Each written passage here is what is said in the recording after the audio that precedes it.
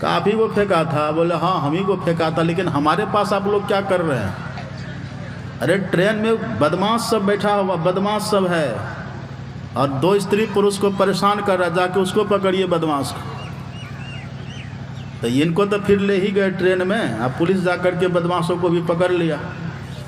ये आराम से फिर चले, और जब चलते चलते भागलपुर आए, उतर करके कुप्पा घाट गए, तो संजोग से सदगुरु महाराज जी निवास में बाहर ही बैठे हुए थे। सीढ़ी देखे ना आप, सीढ़ी है ना उतरने वाला कर्जालय के पास। जैसे लाल सखे भैया सीढ़ी से उतरे और गुरु महाराज जी बैठे हैं बरामदे पर, और वो चले। अभी गुरु महाराज के पास पहुँचे नहीं हैं। पहुँचने के पहले, प्रणाम करने के पहले दूर से ही गुरु महाराज जी कहते हैं, जाको राखे साइयाँ।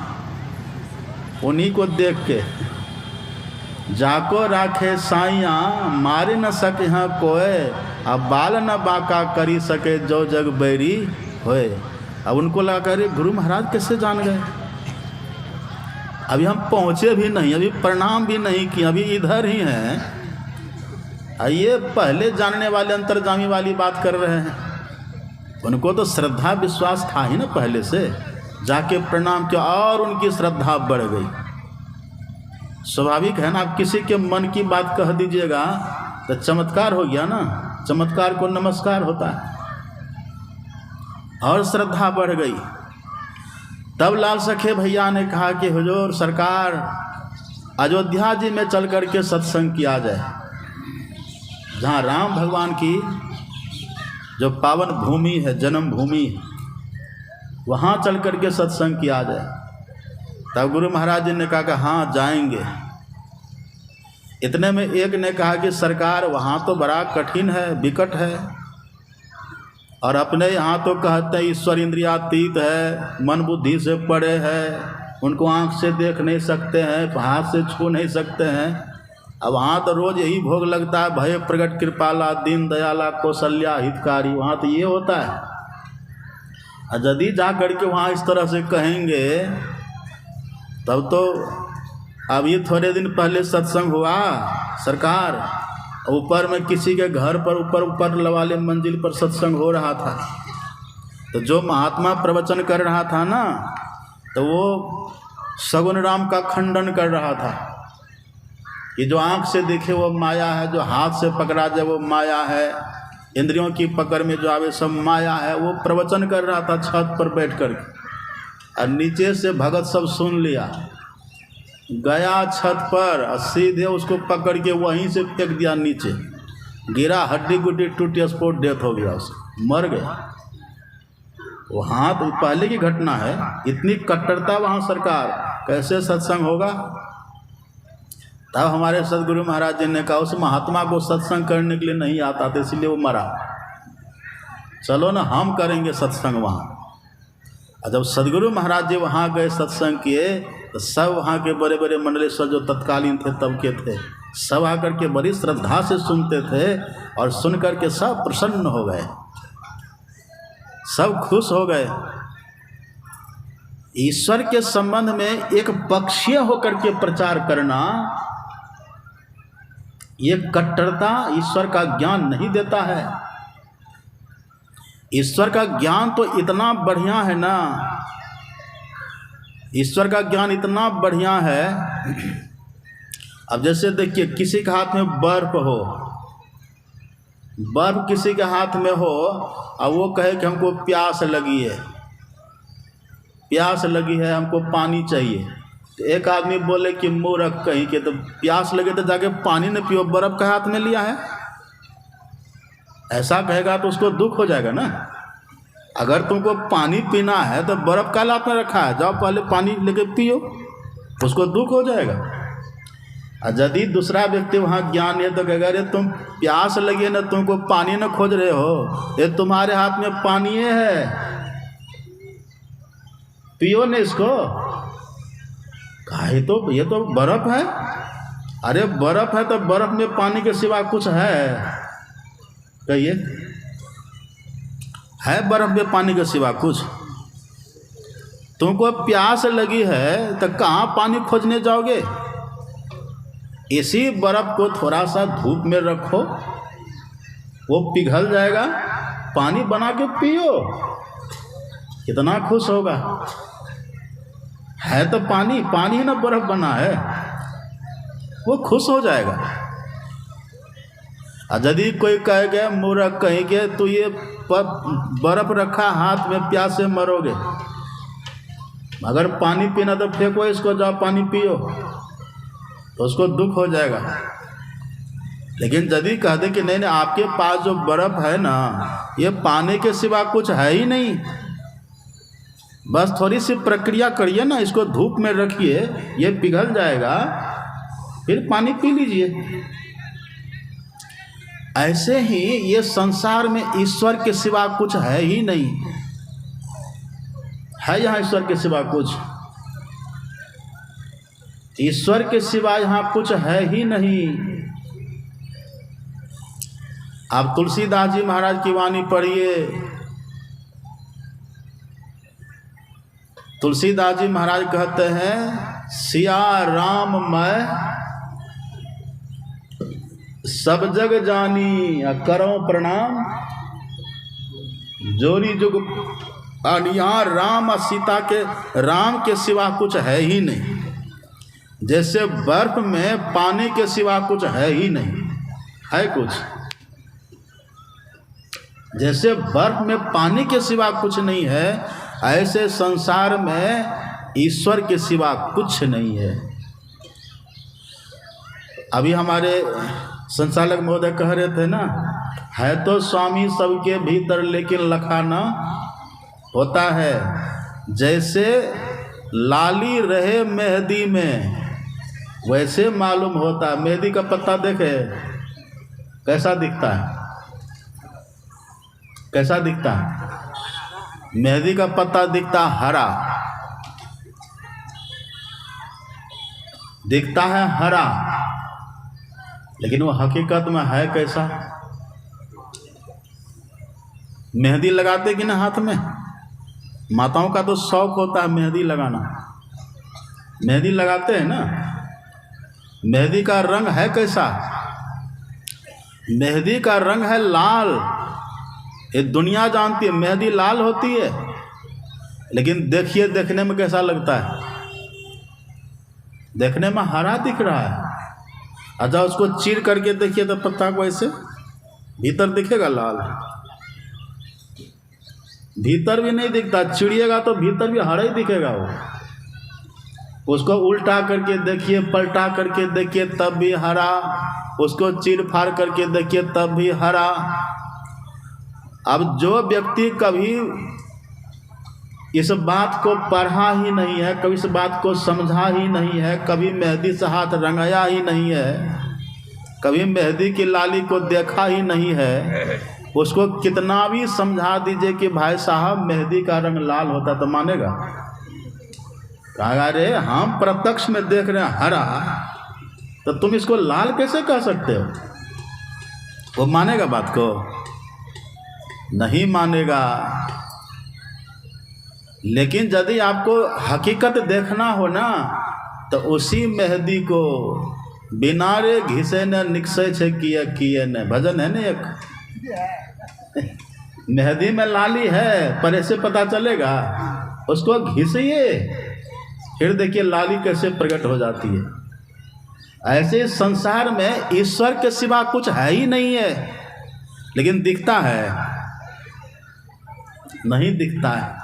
ये विविधता दिखती है। ये धरती, ये अंबर,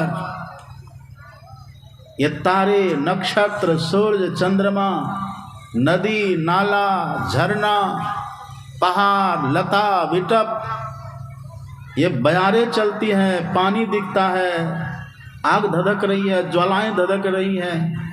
कितनी विविधताओं से भरा हुआ संसार है। लेकिन इन सभी विविधताओं के मूल में क्या है? ईश्वर के सिवा कुछ नहीं है। कबीर साहब कहते हैं, खुले नयन पहचानो, हंसी हंसी सुंदर रूप निहारो। ये सब ईश्वर के सिवा कुछ है ये नहीं है। हम आँख खोल करके सबको देख रहे ईश्वर ईश्वर है, उनके सिवा यहाँ कुछ है ये नहीं है। खुले नैन पहचानो, सुंदर हंस हंसे रूप निहारो। एकदम ईश्वर के सिवा यहाँ कुछ है ही नहीं है। लेकिन अभी कितना भी हम ही को कोई कह दे तो भले हम प्रवचन दे देते हैं और आप प्रवचन सुन लेते हैं, इससे पता चलेगा? नहीं पता चलेगा। मेहंदी का रंग देखने वाले को भी हरा ही लगता है और दिखाने वाले को भी हरा ही लगता है। यदि देखने वाला उसको घिसेगा तो देखने वाले को लगेगा लाल, अथवा दिखाने वाला घिसेगा तो दिखाने वाले को लगेगा लाल, उसको लगेगा लाल। ऐसे अभी हम कितना भी कह दें कि संसार ईश्वर के सिवा कुछ नहीं है, तो अभी विश्वास होगा? जब संसार ईश्वर के सिवा कुछ नहीं है तो कहिए मूर्ति भगवान नहीं है कि नहीं? मूर्ति भगवान तो काहे ना झगड़ते हैं? जब सब कुछ ईश्वर ही ईश्वर है तो क्या मूर्ति भगवान नहीं है? अब फोटो गुरु महाराज नहीं है? देखिए कितना बृहद ज्ञान है हम लोगों का, ये सनातन का ज्ञान कितना बृहद है। लेकिन जो विरोधी लोग हैं ना, वो कहते रहे ये सब तो मूर्ति को मानते, सब तो फोटो को मानते हैं, ये सब तो भगवान को मंदिर में कैद करके रखा है। अरे भगवान ठीक है, जो भगवान सब कुछ है तो क्या वो मूर्ति नहीं है? जो भगवान सब कुछ है तो क्या वो फोटो नहीं है? सब कुछ तो वही है, उससे अलग कहाँ कुछ है। लेकिन अभी पता नहीं चलेगा। जैसे घिसने के बाद मेहंदी के भीतर से लाली प्रकट होती है ना, ऐसे ही ईश्वर का पता कब चलेगा? कब चलेगा ईश्वर का पता? दूध में कभी घी देखे हैं? दूध में घी है कि नहीं? ये सबको पता है कि दूध में घी है, लेकिन दिखाई देता है? दिखाई नहीं देता है। लेकिन आपको अनंत भगवान दूध में दिख जाता है। अनंत पूजा का जब दिन आता है ना, तब पंडित जी आते हैं। अब पंडित जी कहते चलिए हम अनंत भगवान की पूजा आपसे करवा देते हैं, आपको करवा देते हैं। तो सिखा देते हैं पहले कि दूध कठौता में दूध भरेंगे, उसमें आप हाथ घुमाइएगा, हम पूछेंगे अनंत भगवान मिला? तो 2 बार कह दीजिएगा नहीं, और तीसरा बार पूछेंगे तो कह दीजिएगा हाँ। सिखाता है कि नहीं? हम लोगों को भी सिखाया था। जब घर पर थे तो कहा इधर आओ, गए हाँ चलो अनंत भगवान की पूजा करते हैं, चलिए सुनो, उसमें हाथ घुमाना, हम पूछेंगे अनंत भगवान मिला? तो 2 बार कहना नहीं मिला, अब तीसरी बार पूछेंगे तो तीसरी बार में कह देना हाँ मिला। ऐसा होता है ना? यही बात है ना सच्चाई? तीसरी बार में कह देना हाँ मिला, तो कहिए वो झूठ था कि सच? झूठे न है। तो जब दूध में हाथ घुमाने से घी नहीं मिलता है तो अनंत भगवान मिलेंगे? नहीं मिलेंगे। जैसे दूध को मथ करके उसके भीतर से घी निकालते, विधि विधान है ना उसका। पहले दूध को जोरन दे करके जमाइए, पहले तो दूध को औटाइए, औटिए, औट करके उसको जोरन दे करके दही जमाइए, और दही जमा करके तब उसको मथिए, अब मथ करके तब क्या निकलेगा? क्रीम, मक्खन वैसे निकलता है। और उस मक्खन को तब आग पर चढ़ाइए। इतना विधि विधान जब करिएगा तब देखिए घी प्रकट हो जाता है, तब घी मिल जाएगा। अब बाबा हमारे सुना रहे थे दूध में तो घी है ही है, तो पूरी बना के खा लीजिए, खाइएगा। और यदि दूध में पूरी बेल करके दे दीजिएगा तो पूरी बनेगी? दूध पिट्ठी बन जाएगी, पूरी कभी नहीं बनेगी। दूध में घी है, लेकिन अभी कोई चाहे कि हम पूरी बना लेंगे, नहीं बनेगी। ऐसे सब जगह ईश्वर परमात्मा है, लेकिन अभी कोई चाहे कि उनका दर्शन करके हम आनंद ले लेंगे, नहीं मिलेगा आनंद। अभी तो दुख मिलता है। यहाँ तो तंधर सुखिया कोई न देखा, जो देखा सो दुखिया हो नानक दुखिया सब संसार। संसार है ईश्वर, ईश्वर है कैसा? आनंद स्वरूप है, सुख स्वरूप है, और संसार वही है। लेकिन अभी हमको सुख मिलेगा, दूध में घी है लेकिन अभी पूरी खा पाइएगा? यही कहते हैं ब्रह्मानंद स्वामी, जिमी दूध के मथन से निकसत है घी जतन से, अतिमि ध्यान के लगन से पर ब्रह्म ले निहारा। जो ध्यान करेंगे ना उसको भगवान दिखेंगे, दिख तो अभी भी रहे हैं। अच्छा एक बात आप बताइए, आप रात्रि में चले जा रहे हैं, रात का समय आप चले जा रहे हैं, अंधकार है, रास्ते में एक रस्सी पड़ी हुई है, आप देखें रस्सी को तो क्या आपको दिखाई पड़ा? सच सच बोलिए, क्या दिखाई पड़ा? सांप जैसा नहीं, सांप ही दिखाई देता है। जैसे रस्सी को देखे ना तो दिखाई क्या देता है? सांप। वो तब कहते सांप जैसा, जब आप कोई टॉर्च ला के देखते तो अरे तो सांप जैसा दिख रहा था, लेकिन पहले सांप जैसा दिखता है? पहले तो सांप ही दिखता है, सांप ही दिखता है, पहले दिखता है सांप। लेकिन आप देख क्या रहे थे? देख क्या रहे थे? देख रहे थे रस्सी को, और दिख क्या रहा था? सांप। अब जब तक वहाँ कोई रोशनी लेकर के नहीं जाए, जब तक वहाँ कोई टॉर्च अथवा कोई प्रकाश की व्यवस्था करके नहीं जाए, तब तक आपको कोई कहे करे वो रस्सी, सांप ने रस्सी है, तो आपको विश्वास होगा। और अंधकार में आप देख रहे हैं ना, वो नहीं हिलेगा, तब भी आपको लगेगा ये देखो हिल भी रहा है।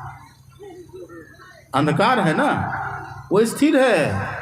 इन अंधकार में भ्रम ऐसा है, कोई कहे ना अरे वो रस्सी नहीं, वो सांप नहीं, रस्सी है, तो आप इसे गौर से देखिएगा। और अंधकार के चलते आपको भ्रम है ना भीतर में घुसा हुआ, अरे ये देखो हिल भी रहा है।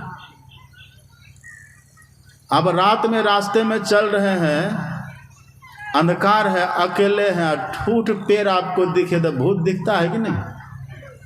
कहिए, अरे देखो वहाँ भूत खड़ा है।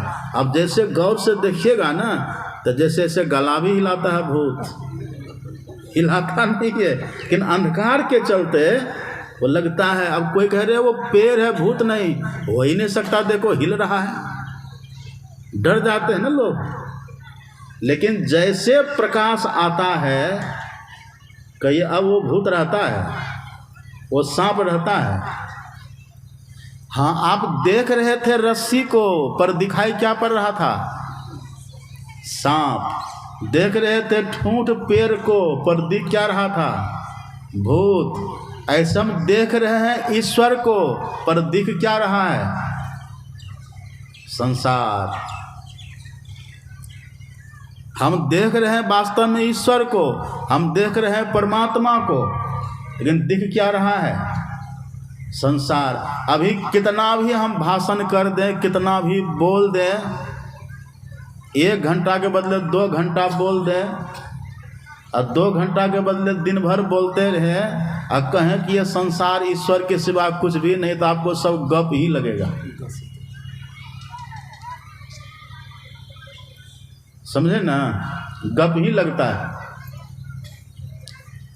लगता है कि नहीं ये कैसे हो सकता? हम प्रत्यक्ष में देखते हैं, ये बांस है, ये पंडाल है, ये मंच है, ये बाबा है, ये श्रोता है, ये सत्संगी है, ये भगवान कैसे हो सकता है?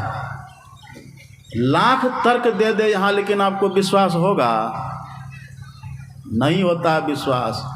एक बात देखिए, अब सपना कभी देखे? सपना देखे है ना? आप घर में सो रहे हैं पलंग के ऊपर, अब अपने घर में पलंग पर सो रहे हैं, मसहरी लगी हुई है, खूब अच्छा बिछावन, आप सो रहे हैं, लेकिन आप सपना में देख रहे हैं कि आप नदी पार कर रहे हैं। तो सपना में आप सोते रहे, वास्तव में पलंग पर ना, और सपना में देख क्या रहे हैं? सपना में देख रहे हैं नदी, और नदी में आप देख रहे हैं नाव चल रही है और पानी, बहुत पानी बह रहा है, नाव चल रही है, किनारा में बहुत सा पेड़ खड़ा है, पेड़ पर चिड़िया बैठी है, चिड़िया कलरव कर रही है, तरह तरह का पेड़ है, उधर नाव है, केवट है, पतवार है, सब कुछ है। अब आपको कोई कहे सपना में ही कि भाई साहब ये सब जो नदी आप देख रहे हैं, ये जो पानी, ये जो नाव देख रहे हैं ना, ये आप ही हैं, उस समय विश्वास होगा? या देखिए, आप पलंग पर सो रहे हैं और सपना में आप नदी में डूब रहे हैं, तो कहिए आपको सपना में डूबने का दुख होता है कि वहाँ पलंग पर सोने का सुख मिलता है? क्या मिलता है? ये सूरदास जी महाराज की वाणी है, पढ़िएगा। सूरदास जी कहते हैं, सुभग सेज सोवत सपने को। सुभग मतलब सुंदर, कोई सुंदर सैया पर, सुंदर बिछावन पर कोई सो रहा हो और सपना में देख रहा है बारिधि बुरत, मतलब समुद्र में कोई डूब रहा है। सुभग सेज सोवत सपने को आ बारिधि बुरत भय लागे। वो सपना में डूब रहा है समुद्र में, तो उस समय उसको डर लगता है ना। अब कोई वहाँ पर 1 करोड़ नाव खड़ा कर दे कि लीजिए आप नदी में डूब रहे हैं ना, तो नाव पर बैठिए, पार हो जाइए। समुद्र में डूब रहे हैं ना, ये देखिए नाव है, इस नाव पर बैठिए, पार हो जाइए। सूरदास जी कहते, कोटि हूँ नाव न पार पाव सो। वो सपना देख रहा है, इधर वहाँ पर 1 करोड़ नाव आप खड़ा कर दिए, तो क्या उसको समुद्र में डूबने का दुख नहीं होगा? होगा कि नहीं दुख? वो सो रहा है पलंग पर, लेकिन वहाँ देख रहा, करे ये तो नदी है, नदी में पानी है, ये नाव है, ये पेड़ है, चिड़िया कलरव कर रही हैं, ये देखो नाविक है, पतवार है। अब कोई बोले कि नहीं ये नाव भी आप ही हैं, ये पानी भी आप ही हैं, तो विश्वास होगा उस समय? और सच कहिए तो पानी कहीं भीतर से घुसा है, नदी कहीं बाहर से घुस गई है, भीतर क्या? पेड़ कहीं से भीतर घुस गया है? वहाँ पर हम ही सब रूप में दिखते, अपने आप को हम ही देखते हैं। हम ही वहाँ पर नाव बन जाते हैं, हम ही वहाँ पर नदी बन जाते हैं, हम ही वहाँ किनारा बन गए, हम ही वहाँ पेड़ बन गए, हम ही वहाँ चिड़िया बन गए, हम ही वहाँ डूब भी रहे हैं। हम ही सब कुछ बन गए, हम ही वहाँ डूब भी रहे हैं। लेकिन जब तक सपना देखिएगा तब तक ये दुख दूर होगा, तब तक ये दुख दूर नहीं होगा। वही सूरदास जी कहते हैं, कोटि हूँ नाव न पार पाव सो, जब लगी आपू न जागे। जब तक हम खुद से नहीं जग जाएंगे तब तक ये दुख दूर होगा। तो जैसे सपना में आप सब कुछ देख करके देखते हैं, दुखी सुखी होते रहते हैं ना, ऐसे ही अभी हम लोग जगे हैं कि सोए हैं? अभी सब जगे हैं कि सोए हैं? सुन रहे ना सब? पंडाल में कि घर चले गए? अभी जगे हैं कि सोए हैं? यदि जगे होते तो ईश्वर दिख जाता। ईश्वर अभी नहीं दिख रहे हैं, इसका मतलब हम सो रहे हैं। तो आप कहेंगे कैसे विश्वास करें? तो आंख देखिए खुली हुई है, हम देख रहे हैं। आप पढ़िए लक्ष्मण जी का वचन, तुलसीदास जी लिखते हैं, मोह निशा सब सोवनिहारा। वो रात वो निशा तो बीत गई, ये अभी जो हम सो रहे हैं ये मोह की रात्रि है, मोह की निशा है। इसी घोर अंधकार में, अज्ञानता में हम सो रहे हैं। मोह निशा सब सोवनिहारा। अब देखिए सपन अनेक प्रकारा, ये सब सपना देख रहे हैं। जैसे सपना में आप नदी देखते हैं, पेड़ देखते हैं, पक्षी देखते हैं, वहाँ सत लगता है, लेकिन जैसे जगते हैं तो सब असत हो जाता है, अपने सिवा वहाँ कुछ नहीं रहता। ऐसा अभी जो कुछ हम देख रहे हैं अभी ये सच लग रहा है, लेकिन जिस दिन हम जगेंगे ना, जगने के बाद पता चलेगा कि अरे ये सब तो हम झूठी देख रहे थे, ये पंडाल, ये बाजा, ये सत्संग, ये सब कुछ उस समय तो सब, अब जो हम जगे हैं यहाँ तो ईश्वर के सिवा कुछ है ही नहीं। मुझे मेरी मस्ती कहाँ लेके आई, जहाँ मेरे अपने सिवा कुछ नहीं है। जहाँ अपने सिवा कुछ नहीं है, जहाँ ईश्वर के सिवा कुछ है ही नहीं है।